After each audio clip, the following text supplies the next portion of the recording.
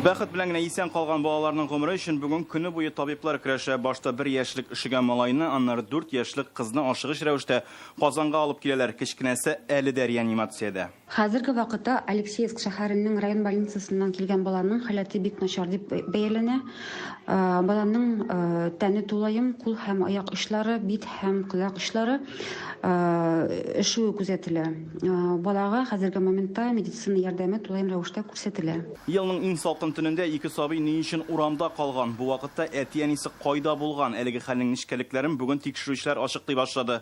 Алар белдерүенчә, балаларның әнисе үз әнисе белән бергә яшәүче ир-ат белән эшеп утырган. Билгесез сәбәпләр аркасында төнге сәгать 2-дә ул балаларын сарайга алып чыга, соңрак 4 яшьлек баланы туңганнан соң өйгә алып керә.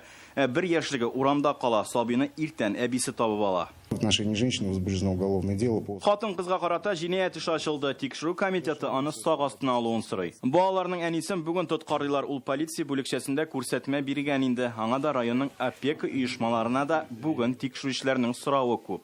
Прокуратура Алексеевского района выясняет. Алексеевск районы прокуратурасы 13 гыйнварга каршы төндә эшегән 2 бала белән булган хәлнең сәбәпләрен ачыклый. Прокурорлар балык булмаган балаларның хокукын яклауда профилактика органнарының эшенә бәя бирәчәк. Әлеге аз кремле гаилә начар тормыш хәлендәгеләр исемлегендә тормаган әби кешенең оныкларын приютка алуларын соравы билгеле. Шуннан соң Алексеевск районының балык булмаганнар эшләре комиссиясе авыл советы рәисенә 3 айга бер тапкыр бу гаиләне контрольгә алу бурычын куя.